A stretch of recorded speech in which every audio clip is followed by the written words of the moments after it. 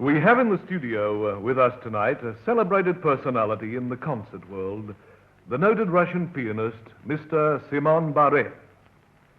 Now, those who are familiar with Mr. Barere through his recordings will remember that his name was formerly spelled B-A-R-E-R, and so was frequently mispronounced Barere. The additional E has been added in recent years and helps us to give the correct pronunciation, Barere. Now, I believe that is correct, Mr. Barere? Yes, that is so. I think that most of your recordings spell your name B-A-R-E-R. Now, I understand that you've just completed a tour of Australia before coming to this country. What impressions did you form of Australia?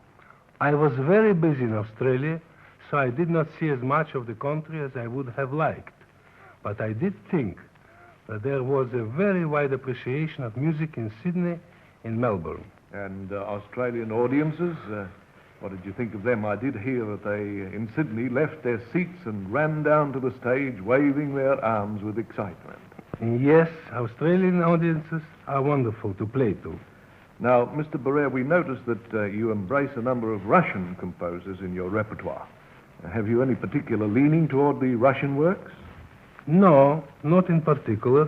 You mustn't think that because I was born in Russia and spent many years there that I like playing Russian music more than any other. Great music is not bounded by national barriers. Now, then you like all the great masters, I suppose. Yes, Bach, Schumann, Chopin, and Liszt. He was a great composer as well as pianist. So many people think that Liszt is all technique and no meaning. How silly. He met and knew many of the great writers and romantics of his days. He was a great influence of Wagner and also of the Russian school as well as partly of the French. How could such a musician be just technique? It is because pianists cannot play Liszt except a few that his works have never won the appreciation they deserve. And what about Chopin? What is there to say? So much has been written and said about Chopin. But I say that Chopin is the greatest poet of the piano. If a pianist does not play Chopin well, he is not a pianist. And are you playing any new works in your concerts here in New Zealand? Yes, I am playing the very seldom played and most difficult piece in piano literature, Balakirev's Oriental Fantasy, Islamé. The music is not new. In fact, Liszt played the piece himself, but it sounds quite modern, and I am told that it has not been played in this country before. No, I don't think it has. Now, tell us something about American audiences. I believe that very big audiences attended recitals of good music there. Yes, that is so. At my last concert, there were 15,000 people in the audience. That was not an unusual big audience. Open-air performances have made a big difference. For example, when I last played in Central Park, we had an audience of more than 250,000. 250,000. And New York's your home now, I suppose? It is now, but of course it was not until 1936 that I gave my first concert in America. Mr. Barere, you did all your studying in Russia then, didn't you? Yes, I started when I was 10 or 11. When I was 15, I was lucky enough to gain admittance to the conservatorium at St. Petersburg and be a pupil of the great Madame Annette Yesipov. After she died, I studied with probably the greatest musician in the world, Felix Blumenfeld, who was also a great composer and conductor of the Imperial Opera. I played his study for the left hand alone in my next concert. Now, Mr. Barere, with all your travels and tours, I suppose you speak several languages. How many languages really do you speak? Well, I think I speak about 4 or 5 languages. And which language do you prefer? I think I prefer this language.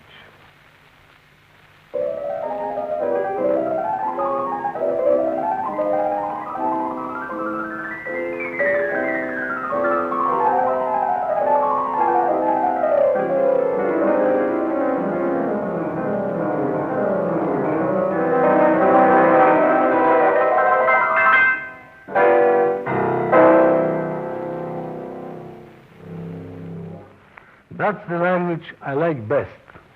It is an international language that every nation knows and feels. Schumann called it the language of soul to soul.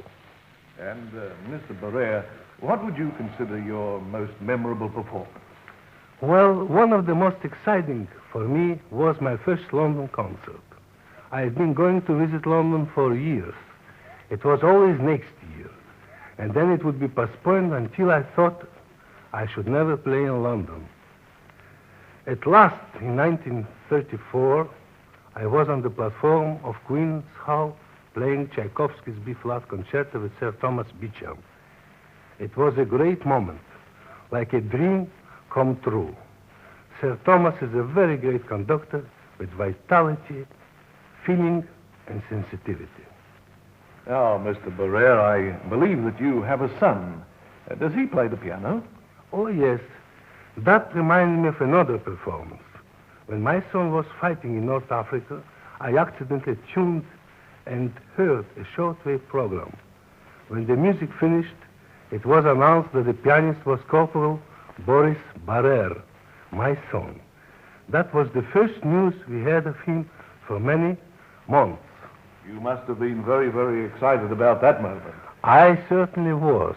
I telephoned the National Broadcast Company to express my pleasure for the performance. The corporation suggested a return broadcast for the soldier pianist. I am sure I have never played the Liszt E-flat concerto with more emotional stimulation than I did that day. Yes, it must have been a great moment for you.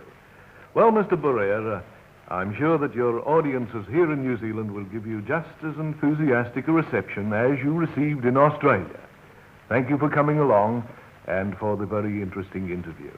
I'm sure that listeners everywhere here in New Zealand are looking forward to your appearances, and we wish you a very successful and a very pleasant stay in our country. Thank you.